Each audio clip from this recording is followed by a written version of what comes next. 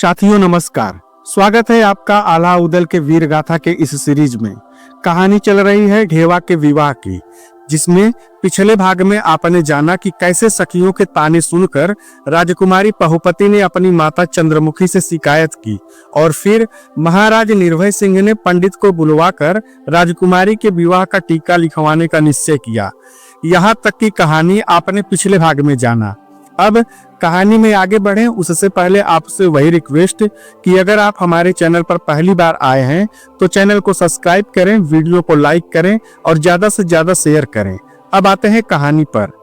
अगली ही सुबह सूरज की पहली किरण जब इंद्रगढ़ के किले पर सुनहरी आभा बिखेर रही थी, तभी महाराज निर्भय सिंह ने राजसभा में अपने राज पुरोहित को बुलवाया। सभा का वातावरण गंभीर था, मानो कोई बड़ा निर्णय होने वाला हो। पुरोहित आदर पूर्वक आए तो महाराज ने उन्हें चंदन की लकड़ी का सुगंधित आसन प्रदान किया और गंभीर स्वर में बोले, पुरोहित जी, आज एक ऐतिहासिक निर्णय लेना है। मेरी पुत्री राजकुमारी पहुपति के विवाह का टीका तैयार करना है। यह सुनकर सभा में सन्नाटा छा गया। सब जानते थे कि राजकुमारी पहुपति न केवल सौंदर्य की प्रतिमूर्ति थी, बल्कि इंद्रगढ़ की आन बान और शान भी थी। पुरोहित ने अपनी पुरानी सी पोथी पत्रा खोली, ग्रह नक्षत्र राशि और शुभ मुहूर्त का ध्यान किया। फिर उन्होंने कलम उठाई और फिर महाराज से पूछा, महाराज, टीके में शर्त क्या लिखनी है? तब महाराज निर्भय सिंह ने अपनी गगनभेदी आवाज में कहा, इसमें लिखो कि जिसकी भुजाओं में अपार बल हो, जिसकी तलवार में प्रचंड धार हो और जो स्वयं को सूरवीर समझता हो, वही इस टीके को स्वीकार करने का साहस करे, क्योंकि यह विवाह साधारण विवाह नहीं है। यहाँ होगी रणभूमि की परीक्षा। सभा में बैठे सारे दरबारी चौंक उठे। महाराज आगे बोले, पहली लड़ाई तो बारात के इंद्रगढ़ पहुंचते ही होगी, दूसरी लड़ाई जनवास में लड़ी जाएगी, तीसरी लड़ाई द्वार पूजा पर होगी और चौथी सबसे निर्णायक लड़ाई विवाह के मंडप में होगी। लेकिन याद रखना, सबसे भयंकर लड़ाई तो विदाई के समय होगी।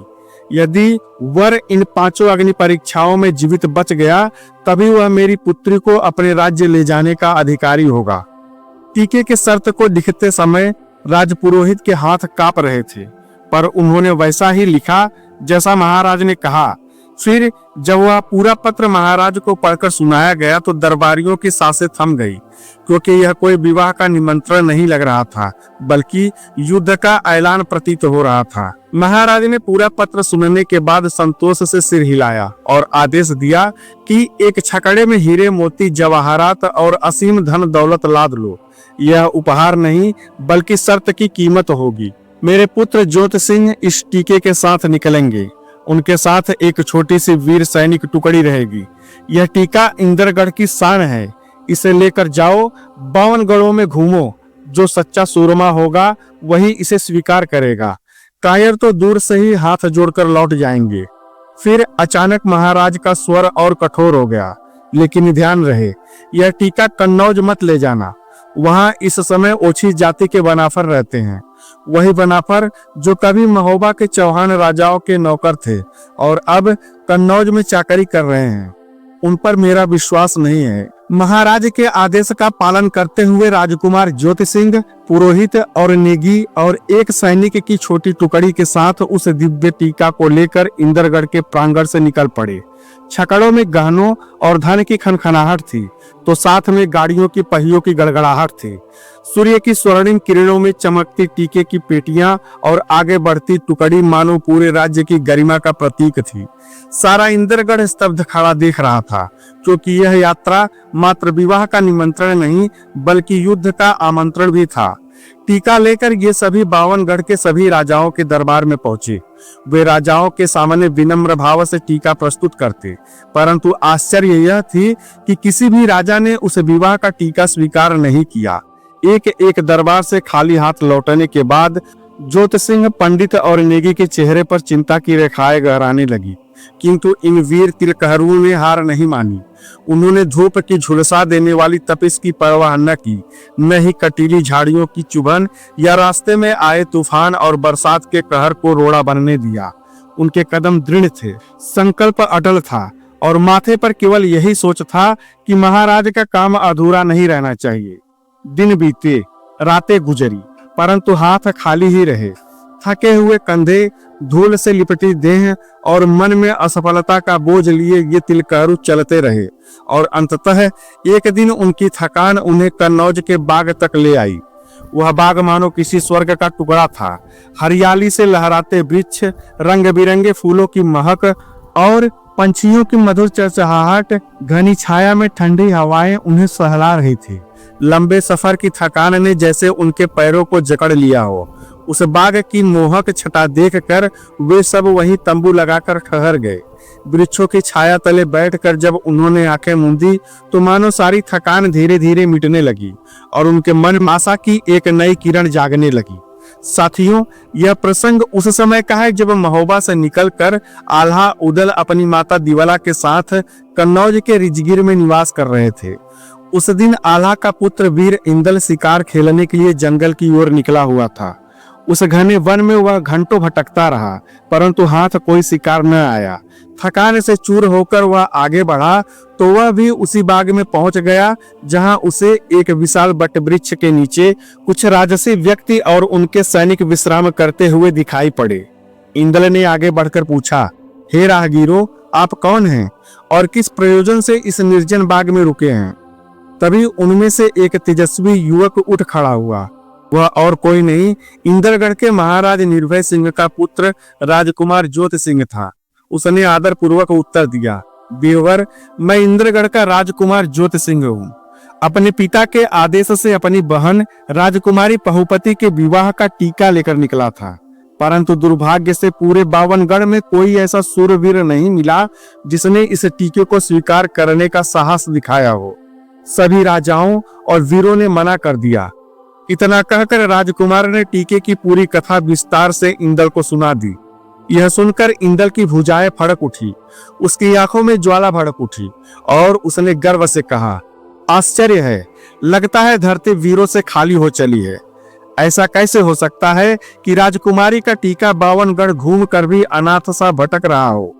यदि कोई आगे नहीं आया तो इसका अर्थ यह नहीं कि अब वीरता समाप्त हो गई है।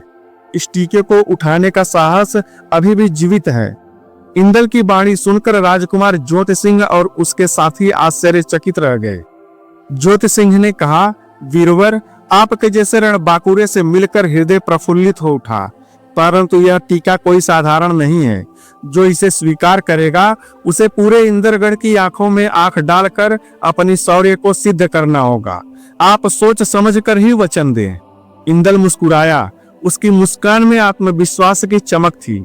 उसने अपने भुजबल को देख हथेली से तलवार की मुठ थामी और बोला, राजकुमार ज्योति सिंह, इंदल की तलवार ने अब तक कभी पराजय का स्वाद नहीं चखा। अगर यह टीका वीरता की मांग करता है तो समझ लो अब इसकी मांग पूरी हो गई। इंदल ने गहरी सांस ली, फिर दृढ़ स्वर में बोला, राजकुमार, यदि तुम आज्ञा दो तो मैं तुम्हारा यह बोझ हल्का कर सकता हूँ। ज्योति सिंह ने थके हुए स्वर में उत्तर दिया, वीरवर, अब तो हम बावनगढ़ के सभी राजाओं और वीरों के द्वार पर जा चुके हैं। हर जगह से निराशा ही हाथ लगी है।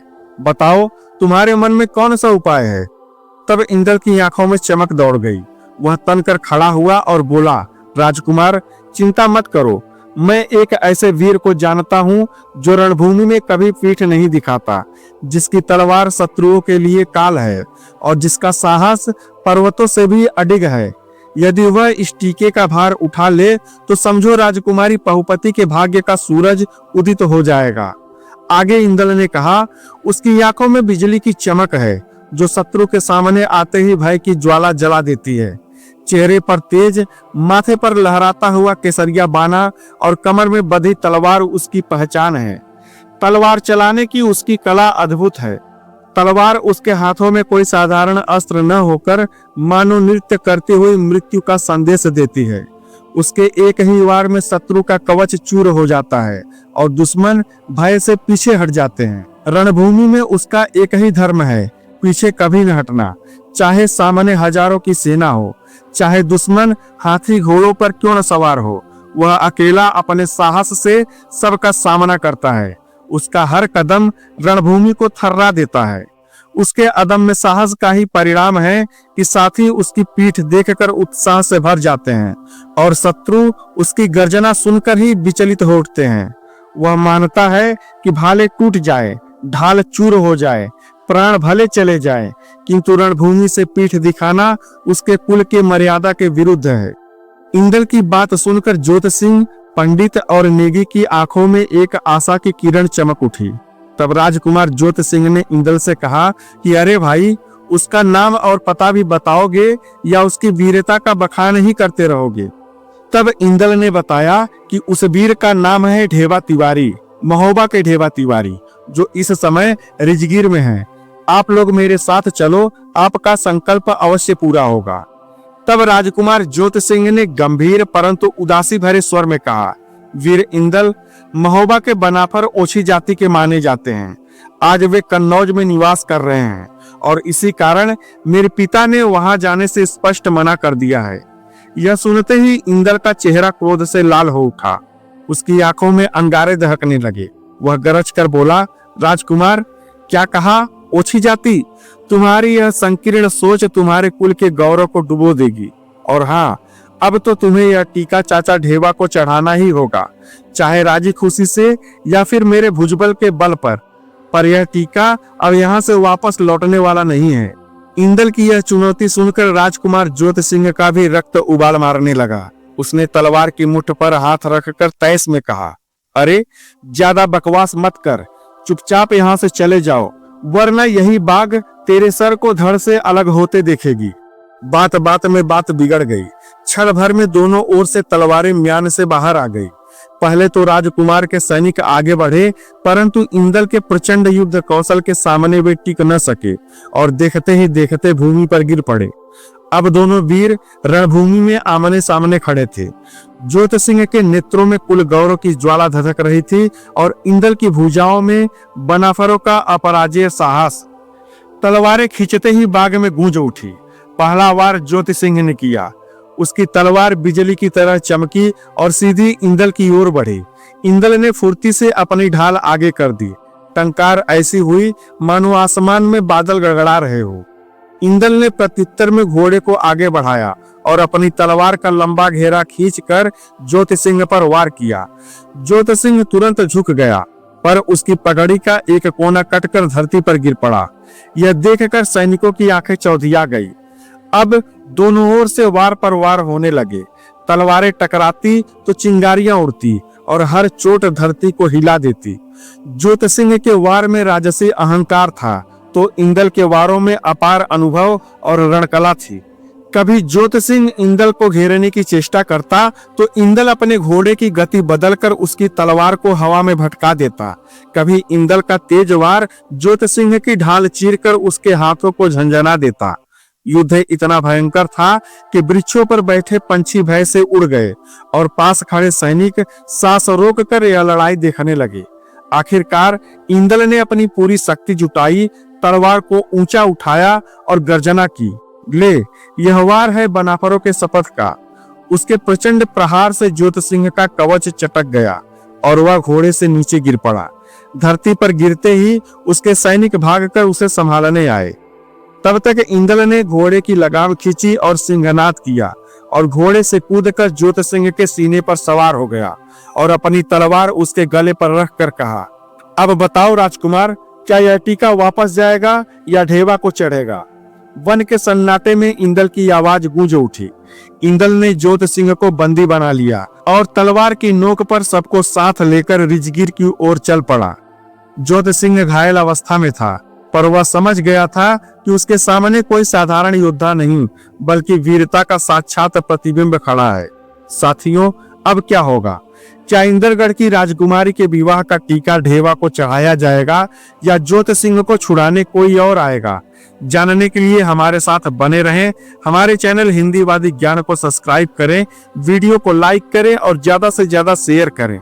ऐसी ही रोचक कहानियों के लिए, पीछे की कहानी जानने के लिए प्लेलिस्ट अवश्य देखें। धन्यवाद। जय हिंद।